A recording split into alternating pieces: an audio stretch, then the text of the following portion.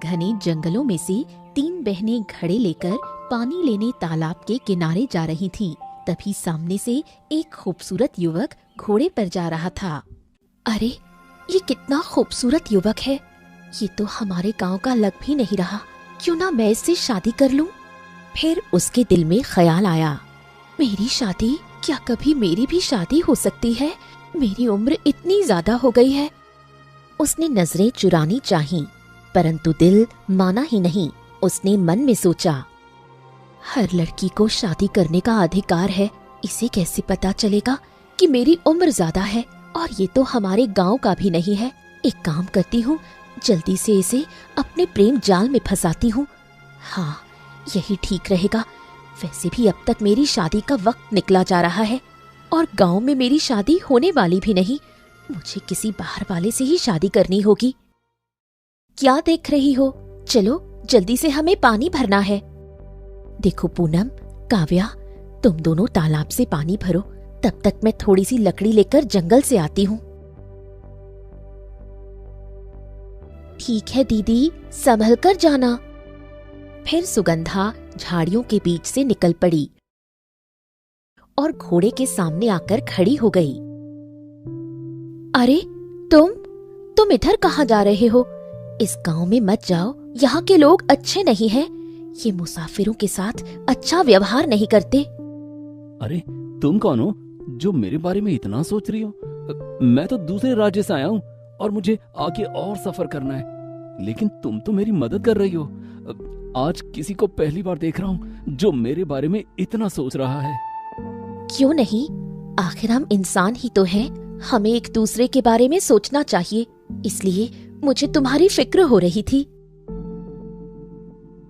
चलो, तुमने बहुत अच्छा किया। ठीक है, मैं चलता हूँ। फिर मोहन रहस्यमयी तरीके से मुस्कुराते हुए थोड़ा आगे बढ़ा।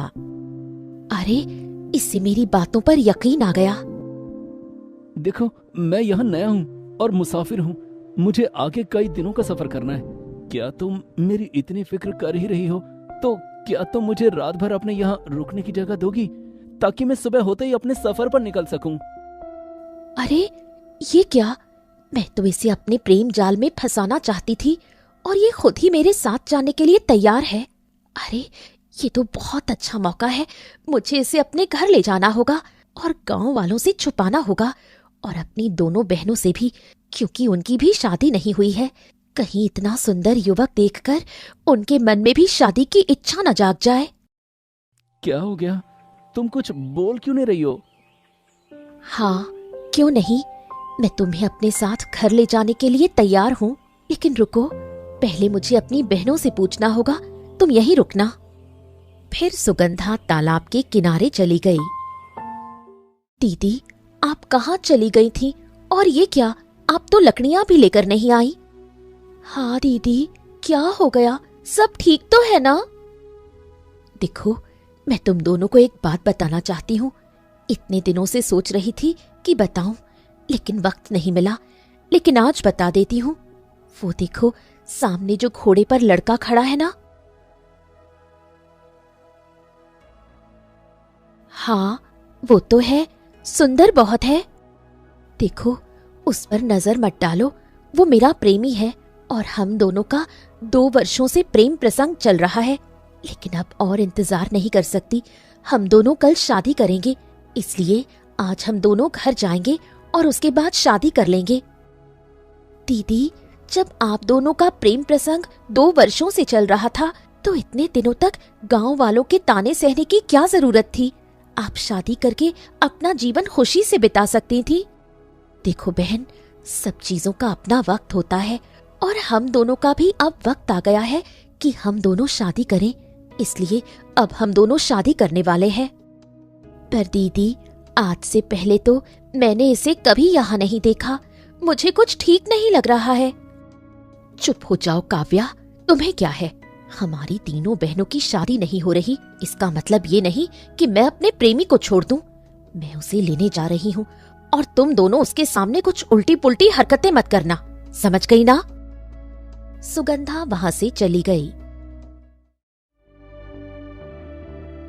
पूनम दीदी, ये कुछ अजीब सा नहीं लग रहा? ये मुसाफिर जो घोड़े पर है, आज से पहले हमने इसे कभी नहीं देखा। हाँ, मुझे भी कुछ अजीब लग रहा है, क्योंकि हमारे गांव में घोड़े तो सिर्फ राजकुमार के पास होते हैं, और ये ना तो राजकुमार लग रहा है और ना ही हमारे राज्य का।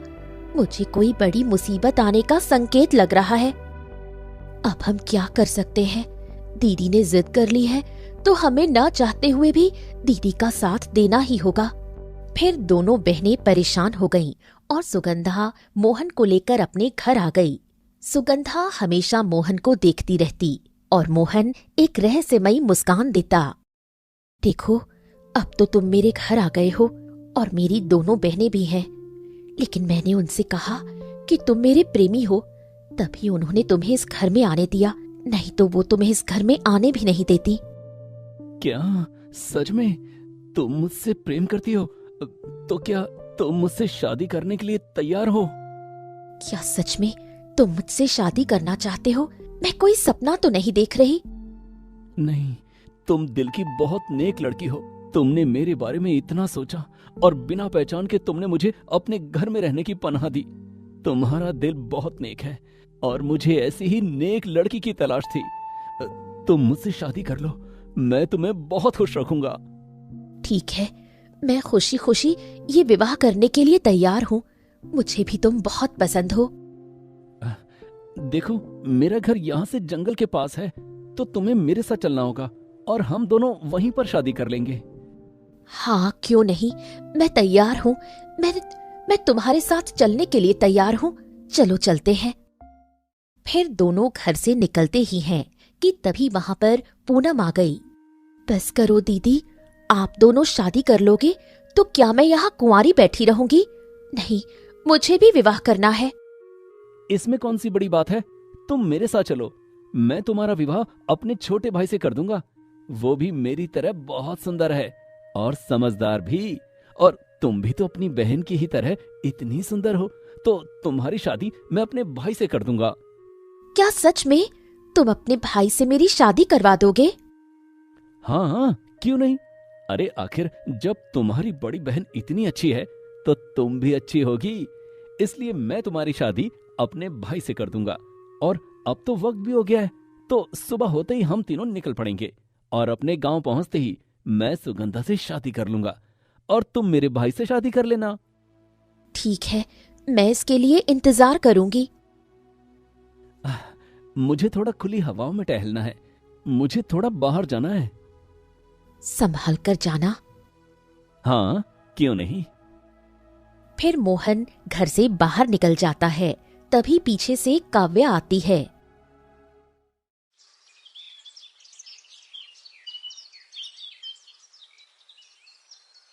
ये आप क्या कर रही हो दीदी? आप इस अनजान आदमी के साथ जाने के लिए क्यों तैयार हो? हम लोग इसे जानते भी नहीं हैं और आप लोग इसके साथ जाने के लिए तैयार हो? नहीं, आप नहीं जाओगे। जरूर कुछ तो ऐसा है जो हम लोग देख नहीं पा रहे। चुप रहो काव्या। अरे, हमारी शादी तो इस गांव में हो नहीं रही, और शुक्र मनाओ इस भले व्यक्ति का। ये हम दोनों बहनों को अपने गांव ले जा रहा है, हमारा घर बसा रहा है। फिर तुम्हें जलन क्यों हो रही है? दीदी, इसे जलन इसलिए हो रही है क्योंकि वो इसे अपने साथ नहीं ले जा रहा, इसलिए ये हमारी खुशियां देख नहीं पा रही। नहीं दीदी, आप मेरी बातों को गलत समझ रही हैं। मुझे आप दोनों की बहुत फिक्र है। भले ही हमारी शादी नहीं हो रही, लेकिन इसका मतलब ये नहीं कि हम किसी के भी साथ चले जाएं। आप मेरी बात पर यकीन करो। चली जाओ यहाँ से, मुझे तुम्हारे मुंह से एक शब्द भी नहीं सुनना। इतने दिनों से जो गांव वालों ने ताने दिए हैं वो अब भी मेरे कानों में गूंज रहे हैं, इसलिए मुझे ये शादी करनी ही होगी, चाहे इसके लिए जो भी हो जाए। हाँ, और तुम हमें रोकने की कोशिश मत करना। हम दोनों अब शादी करना चाहते हैं, हम दोनों शादी करके ही रहेंगे, चाहे जो भी हो जाए। ये क्या हो गया? मेरी दोनों दीदी इतनी बदल कैसे गई हैं? कोई तो बात है जो इनके अंदर है। मुझे साधु महाराज के पास जाकर इसका पता लगाना होगा। आखिर रहस्य क्या है? फिर काव्या घने जंगलों से भागते हुए एक झोपड़ी के पास पहुंची जहां साधु महाराज बैठे थे। आओ बेटी, इतनी रात को मुझे अभी फूल नहीं चाहिए। साधु महाराज, मैं अभी आपको फूल देने नहीं आई हूँ। एक बड़ी मुसीबत आ गई है मेरे घर में। दोनों बहनों पर मुझे खतरा मंडराता दिखाई दे रहा है। बेटी बताओ ना, तुम मुझे रोज पूजा के लिए फूल देती हो। तुम्हारी मदद करना मेरा फर्ज है। बताओ क्या मदद चाहिए। मेरे घर में एक सुंदर युवक आया है घोड़े पर सवार, और वो किसी रहस्यमयी तरीके से मुस्कुराता है और मेरी दोनों बहनों को अपने साथ ले जाने के लिए तैयार है, शादी का वादा करके। लेकिन मुझे कुछ ठीक नहीं लग रहा। आखिर इसका क्या रहस्य है? क्या ऐसा नहीं हो सकता? वो तो बहुत ही खतरनाक है। तुम्हारी बहनों की जान खतरे में है। आप कैसी बातें कर रहे हैं साधु महाराज? वो जो तुम्हारे घर में आया है वो हमारी दुनिया का नहीं है। वो दरवाजे के पीछे की दुनिया का है। वो हमारी दुनिया में अपना एक मकसद लेकर आया है। अगर तुम अपनी बहन को बचाना चाहती हो तो उसे दरवाजे पर जाने से रोको, क्योंकि अगर वो दरवाजे के अंदर चला गया तो कभी बाहर नहीं आएगा। तुम्हारी बहन अब कभी नहीं बच सकती। इसीलिए तुम्हें अपनी बहनों को दरवाजे के अंदर जाने से रोकना होगा। ठीक है साधु महाराज, मैं अपनी बहनों को किसी भी कीमत में बचा कर रहूंगी, चाहे इसके लिए मुझे जो करना पड़े। फिर काव्या परेशान होकर अपने घर आ गई।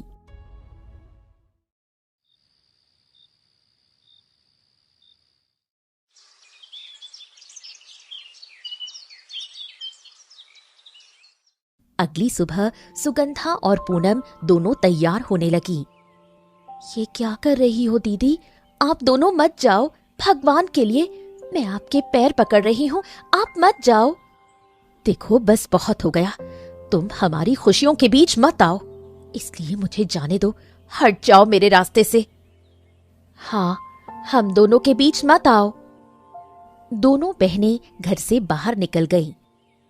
नहीं, अब बस एक ही तरीका है, मुझे अपनी बहनों को बचाना होगा। काव्या मोहन के पास जाकर खड़ी हो गई। काव्या, तुम बताओ क्या हो गया? देखो, मेरी बड़ी बहन से शादी कर रहे हो, मेरी दूसरी बहन की अपने भाई से शादी करवा रहे हो। फिर मैं यहाँ अकेले रहकर क्या करूँगी? मुझे भी शादी करनी है, मुझे भी अपने साथ ले चलो। हाँ, क्यों नहीं, मैं आया हूँ तुम जैसी लड़कियों की मदद करने। हमारे गांव में तो सभी एक से एक सुंदर हैं। ठीक है, मैं तुम्हारी भी शादी अपने गांव में किसी युवक से कर दूंगा, क्योंकि वहाँ युवकों की कमी नहीं है। दीदी, इसलिए ये हमें जाने से रोक रही थी। अब देखो, ये भी हमारे साथ जाने के लिए तैयार है। अच्छा रहने दो, चलो इसे भी किसी के साथ हाथ पकड़ा ही देंगे। वैसे भी हमारी तीनों बहनों की यहाँ शादी होने वाली नहीं। फिर चारों वहां से निकल पड़े और कई घंटे सफर करने के बाद एक दरवाजे के पास पहुंचे। ये कैसा दरवाजा है? इसके अंदर ही हमारा पूरा गांव है। चलो चलते हैं। यही वो दरवाजा है जिसके अंदर जाने के बाद कोई बाहर नहीं आता। पर क्या करूं मेरी बहन, सब रुकने वाला नहीं है, तो मुझे इसके अंदर जाकर ही हल निकालना होगा। फिर काव्या सभी के साथ दरवाजे के अंदर चली गई। वहाँ एक बहुत बड़ा गांव बसा हुआ था। चारों तरफ हरियाली और कई लोग हैं, लेकिन एक चीज देखकर काव्या के मन में डर बैठ गया। वहाँ एक भी बच्ची या कुंवारी लड़की नहीं दिखती। ये क्या, यहाँ इतनी सारी औरतें हैं, इतने सारे गांव के लोग हैं, लेकिन कोई लड़की और बच्ची नहीं है। ये क्या हो रहा है? आखिर इस गांव का क्या रहस्य है? अरे, तुम लोग क्या सोच रही हो? चलो आगे चलते हैं।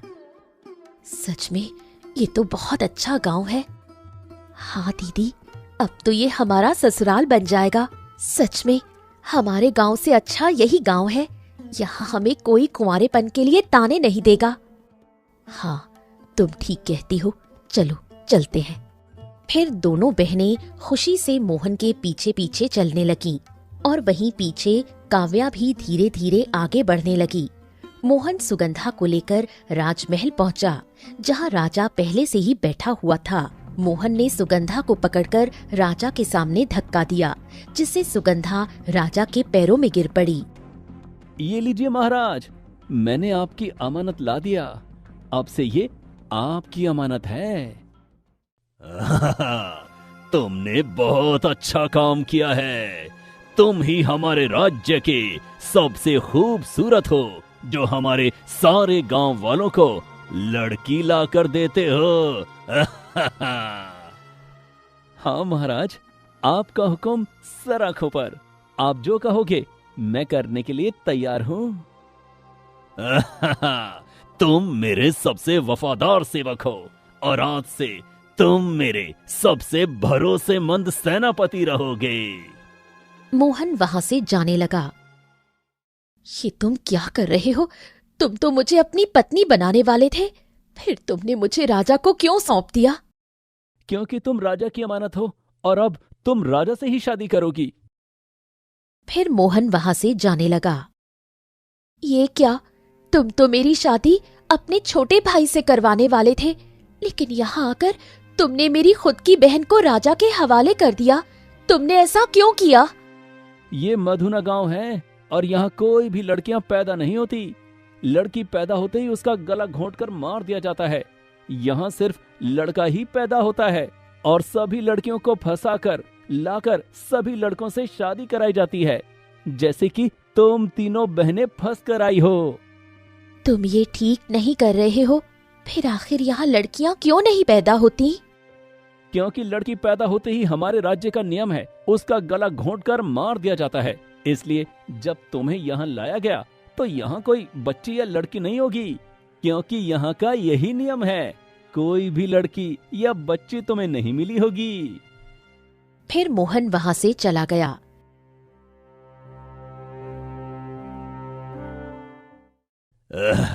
तुम दोनों बहनें सुगंधा और पूनम, मैं विवाह करूंगा। विवाह की भव्य तैयारी होगी और कुछ ही दिनों में मैं तुमसे विवाह करने वाला हूं। अब जाओ, अपने कक्ष में रहो। फिर राजा वहां से चला जाता है। पूनम, हम तो यहाँ आए थे एक अच्छा जीवन जीने, लेकिन अच्छा ही है, इस दरवाजे के अंदर आने के बाद शायद कोई बाहर नहीं जा पाएगा। वैसे भी हम बाहर जाकर करेंगे क्या? क्यों ना हम राजा से शादी कर ले। वैसे भी राजा इस पूरे राज्य पर राज करता है, तो हम रानियां बनकर अच्छे से जीवन जिएंगे। हाँ दीदी, आप ठीक कह रही हो। वैसे भी यहाँ जन्नत जैसी जिंदगी होगी, तो क्यों ना हम राजा की रानी बनकर खुश रहें। ये आप लोग कैसी बातें कर रहे हो? ये गांव कोई साधारण गांव नहीं, बहुत ही अजीब गांव है। यहाँ सभी बच्चियों का गला घोंटकर मार दिया जा रहा है। आपको डर नहीं लग रहा है? कोई गहरा रहस्य है। हमें जल्दी से जल्दी इस गांव से बाहर निकलना होगा। तुम्हें निकलना है तो निकल जाओ, पर मैं नहीं निकलने वाली। मैं यहाँ रानी बनकर रहूंगी। हाँ, मैं भी नहीं जाने वाली। वहाँ मरने से अच्छा है कि हम यहाँ रानी वाला जीवन अच्छे से और मजे से जिए। फिर दोनों बहनें वहां से चली गईं। ये दोनों बहनें मेरी बात नहीं सुन रही हैं। मुझे कोई दूसरा उपाय लगाना होगा यहाँ से बाहर जाने के लिए। इतने में ही एक सैनिक भागता हुआ राजा के कक्ष की तरफ आया। अरे, ये व्यक्ति इतनी रात को राजा के कक्ष की तरफ क्यों जा रहा है? मुझे देखना चाहिए। फिर काव्या पीछा करने लगी। महाराज, महाराज, राज्य में फिर से एक बेटी पैदा हुई है और वही कल्याणी है। उसने एक बच्ची को जन्म दिया है। सच में? ठीक है, चलो अब उसे भी खात्म कर दें। फिर सैनिक और राजा वहां से निकलने लगे। क्या ये लोग एक बच्ची को जान से मारने के लिए जा रहे हैं? मुझे भी जाकर देखना चाहिए। फिर काव्या भी राजा और सैनिक का पीछा करने लगी। कुछ ही देर में सैनिक और राजा कल्याणी के घर पहुंचे और उसका बच्चा छीन लिया। ये क्या कर रहे हैं महाराज? नहीं, छोड़ दीजिए मेरी मासूम सी बच्ची को। ये मेरी तीसरी बच्ची है। भगवान मुझे बेटियां ही दे रहा है, आप इसे कैसे छीन सकते हैं? तुम्हें पता है हमारे गांव का नियम, यहाँ बेटियां पैदा नहीं हो सकती। तुम बेटियां पैदा करके उसकी माँ बनोगी, ऐसा कभी नहीं होगा। इससे मरना ही होगा। जल्दी से औषधि पिलाओ। सैनिक औषधि निकालकर बच्ची को पिला देता है और बच्ची कल्याणी की गोद में गिरती है। अब ये कुछ ही सेकंड में मर जाएगी। इसे ले जाकर गांव के बाहर डाल दो। हे ईश्वर, क्या कोई नहीं है जो इस क्रूर राजा से हमें न्याय दिला सके? मेरी मासूम बच्ची को मारने का बदला कौन लेगा? दूर खड़ी काव्या सारी बातें सुन रही थी। आंखों से आंसू निकल रहे थे। मुझे इस वक्त नहीं जाना चाहिए, पर मेरे पास और कोई रास्ता नहीं है। फिर काव्या कल्याणी के पास जाकर खड़ी हो गई। तुम कौन हो? चली जाओ यहां से, मुझसे बात मत करो। देखो, तुम्हारी बेटी को राजा मारने जा रहा है, लेकिन इसका क्या रहस्य है? ये लोग ऐसा क्यों कर रहे हैं? किसी जीवित बच्ची को मारना नाइंसाफी है। ये सब राजा के क्रूर नियमों की वजह से हो रहा है। बेटियां पाप और बोझ मानी जाती हैं, और इस नियम को खत्म करने का एक ही तरीका है, राजा को खत्म करना। लेकिन उसके करीब जाना मतलब मौत के मुंह में जाना। उसके आसपास इतने सैनिक हैं कि कोई भी उसके पास नहीं जा सकता। इसलिए ये नियम कभी नहीं बदलेगा।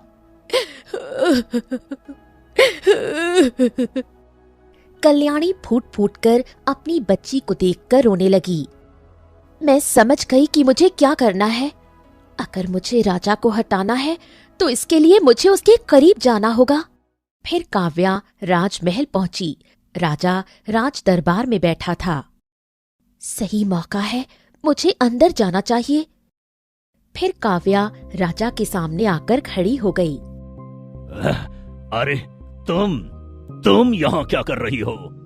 महाराज, आप मेरी बड़ी बहन और दूसरी बहन से शादी करने वाले थे, लेकिन मैं सबसे छोटी हूँ। मैं भी आपसे शादी करना चाहती हूँ। मुझे भी आप पसंद हैं।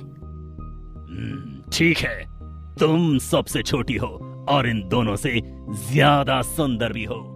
मैं तुमसे शादी करूंगा और तुम्हारी बहनों से नहीं। मैं सिर्फ तुम्हें ही रानी बनाऊंगा। रानी किसी एक को ही बनाया जा सकता है, वो भी अपनी मन पसंद को। ये सुनते ही सुगंधा और पूनम गुस्से में आ गई। देखो ये क्या हुआ? राजा ने खुद हमें बीच से हटा दिया। दीदी, हमें किसी भी तरह काव्या को रास्ते से हटाना होगा। ठीक है, तो आज ही शादी की तैयारी होगी। आज ही हम तुम्हारी शादी करेंगे। ठीक है, मैं तैयार हूँ महाराज। फिर राजा वहां से चला गया। अच्छा, तो तुमने राजा से शादी करने के लिए हम दोनों बहनों को मना किया था। आप लोग अगर राजा से शादी कर सकती हैं, तो मैं क्यों नहीं? मैं भी राजा से शादी करके इस राज्य की रानी बनना चाहती हूँ और राज करना चाहती हूँ। माफ कर दो दीदी, पर क्या करूँ? अगर आप लोग सीधे मान जाते तो मुझे ये कदम नहीं उठाना पड़ता। आप लोगों को सही रास्ता दिखाने के लिए मुझे ये सब करना पड़ा। फिर काव्या आंखों में आंसू लेकर वहां से चली गई। सच में काव्या, तुम तो बहुत सुंदर लग रही हो। मैंने कभी नहीं सोचा था कि मैं राजा की रानी बनूंगी। मैंने आपके लिए खास बादाम वाला दूध बनाया है, आप पीजिए। क्यों नहीं, तुम भी पहले पियो, फिर मैं पीऊंगा। ठीक है महाराज। काव्या आधा दूध पीती है और आधा राजा की तरफ बढ़ाती है। राजा जैसे ही दूध पीता है, उसका गला जाम हो जाता है और वो गिरने लगता है। ये क्या? तुमने दूध में क्या मिलाया? मैंने इसमें जहर मिलाया है और मैंने भी इसे पिया है। मैं सबको आजाद करना चाहती हूँ, इसलिए मैंने ऐसा किया। अब आप किसी के साथ कुछ नहीं कर सकते। तुमने ये ठीक नहीं किया। मैं तुम्हें छोड़ूंगा नहीं। अब मैं आपको मारकर इस राज्य को आजाद कर रही हूँ और मैं अपनी दोनों बहनों को भी बचा चुकी हूँ। मैं बहुत खुश हूँ। इतना कहते हुए काव्या और राजा अपनी आखिरी सांसें गिनने लगे। तभी मोहन भाग कर आया। नहीं, ये क्या हुआ? सुगंधा और पूनम ये देखकर फूट फूट कर रोने लगी। सभी गांव वाले वहां आ गए और खुशी से जश्न मनाने लगे। इस लड़की ने कर दिखाया। इसने अपनी जान की कुर्बानी देकर हम सबको आजाद कर दिया। अब हमारे गांव में भी बेटियां पैदा होंगी और हम सब खुलकर अपना जीवन जी सकेंगे। फिर पूरे राज्य में खुशी की लहर दौड़ गई। सुगंधा और पूनम अपनी बहन की इस कुर्बानी को याद करके फूट फूट कर रोने लगी और काव्या की कुर्बानी पूरे राज्य की आजादी बन गई।